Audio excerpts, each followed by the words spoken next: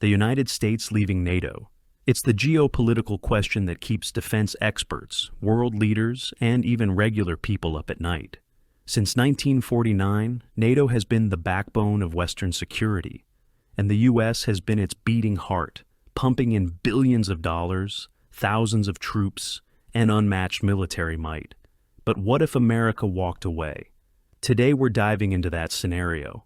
What happens if the U.S. pulls out of NATO, step by step, from the first shockwaves to a radically reshaped world? This isn't sci-fi or conspiracy. It's a realistic look at how one decision could flip the global order upside down. The U.S. doesn't just bring money to NATO. It's the muscle, the tech, and the nuclear backbone. In 2024, it accounted for roughly 70% of NATO's combined defense spending, about $800 billion out of $1.2 trillion. It stations over 60,000 troops in Europe, operates key bases like Ramstein in Germany, and provides the lion's share of air and naval power. If the U.S. walks away, NATO isn't just weakened, it's gutted. The moment the U.S. invokes Article 13 of the NATO treaty, giving 1 year's notice to exit, panic sets in. European leaders scramble to Brussels for emergency talks. NATO Secretary General issues a grim statement. This is a defining moment for our alliance and global security. Markets tank, European stocks drop 10% in a day, the euro weakens, and defense contractors see wild swings as investors grapple with uncertainty. In Washington, the decision, let's say driven by a populist administration, plays well with some. Why are we paying to defend rich countries like Germany? Supporters cheer. But military brass and foreign policy experts are horrified. This is a gift to our adversaries. Russia and China are popping champagne right now. And they are. In Moscow, Vladimir Putin doesn't waste time. Within weeks of the announcement, Russia ramps up snap military drills near the Baltic states, Estonia, Latvia, and Lithuania. These tiny nations, with a combined population of just 6 million, rely on NATO's Article 5. An attack on one is an attack on all. Without U.S. firepower, that promise feels hollow. Satellite imagery shows Russian tanks and Iskander missiles massing near Kaliningrad, a heavily armed enclave wedged between Poland and Lithuania. Estonia's prime minister pleads for European solidarity, but Germany and France hesitate. Can they really risk war without America? Across the Atlantic, the U.S. starts pulling out troops and hardware. Bases in Germany, Italy, and the U.K. begin to empty. Local economies near these bases, think Bavaria or Norfolk, take a hit as American dollars dry up. Meanwhile, NATO's command structure, long led by U.S. generals, scrambles to reorganize. A European general steps up, but the alliance's cohesion frays. Turkey, already a wild card, hints it might cut its own deal with Russia if NATO can't hold together. China watches closely. Xi Jinping sees an opening, not in Europe, but in the Pacific. With the U.S. refocusing inward, Beijing tests the waters, increasing naval patrols near Taiwan and the South China Sea. The message is clear. America's retreat from one alliance could signal weakness everywhere. Fast forward to 2027, the U.S. is officially out, and NATO is a shell of its former self. Europe tries to step up. Germany boosts its military budget to 3% of GDP. France pushes its European army idea, and the UK doubles down on its nuclear subs. But it's not enough.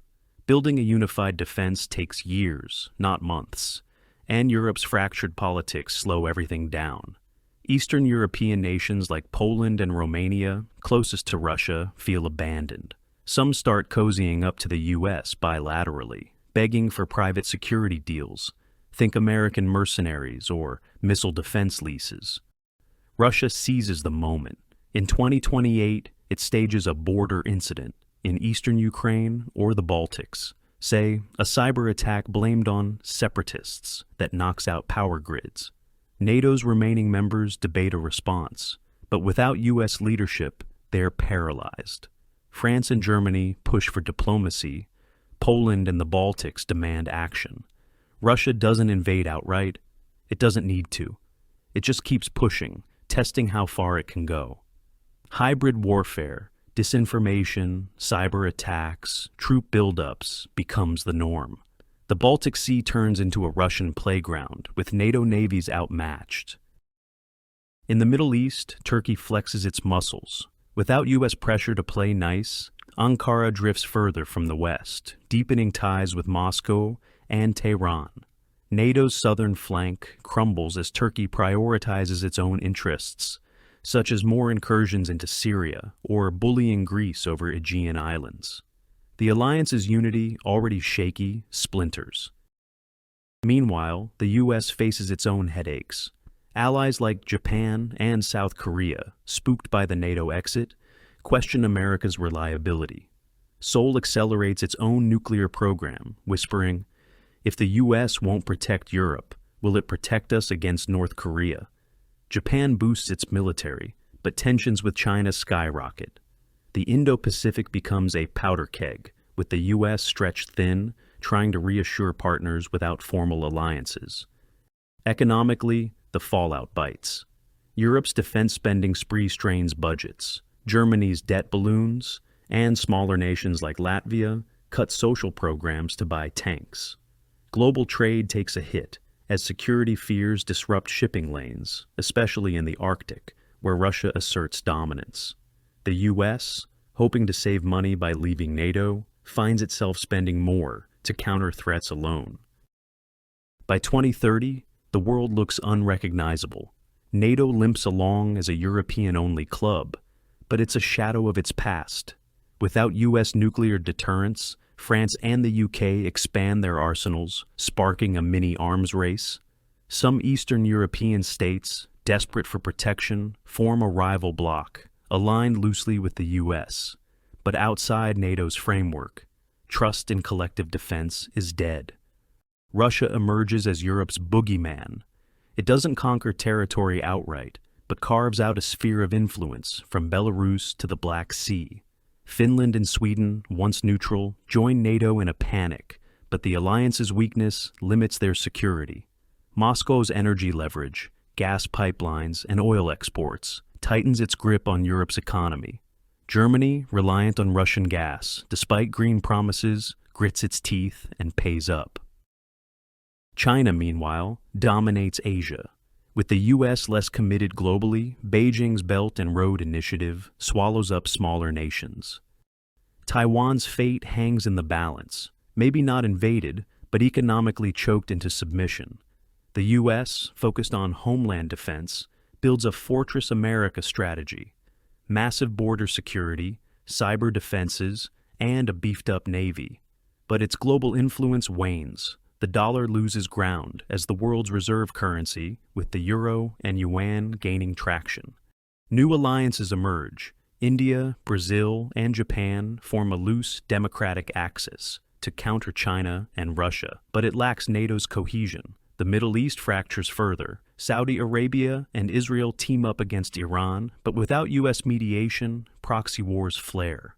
Africa becomes a battleground for influence, with China and Russia outbidding a distracted West. For ordinary people, life gets edgier. In Europe, conscription returns, Poland drafts 18-year-olds, and France trains civilians for hybrid threats.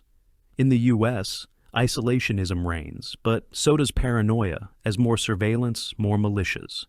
Globally, climate talks stall, as nations prioritize security over emissions. The Arctic melts, and Russia plants flags on the ice. So, what's the takeaway if the U.S. leaves NATO? It's not just about Europe, it's about the whole planet. The alliance's collapse doesn't mean World War III tomorrow, but it does mean a slow unraveling of the Pax Americana that's kept things stable since 1945. Russia and China fill the vacuum, Europe scrambles to grow up fast, and the U.S. learns that choosing isolation costs more than it saves. Power shifts, borders tense, and the average person feels the ground shake. This isn't a movie script with explosions and heroes. It's messier, slower, and scarier because it's real, or at least it could be. The U.S. built NATO to anchor the world, Without it, we're all adrift. What do you think? Would America ever take such a step? And if it did, could the world hold together? Let me know in the comments. If you learned something new today, don't forget to like this video, share your thoughts in the comments, and hit that subscribe button. It only takes a second, but it makes a huge difference and helps me keep creating better English videos just for you. Your support truly means the world. Thank you so much.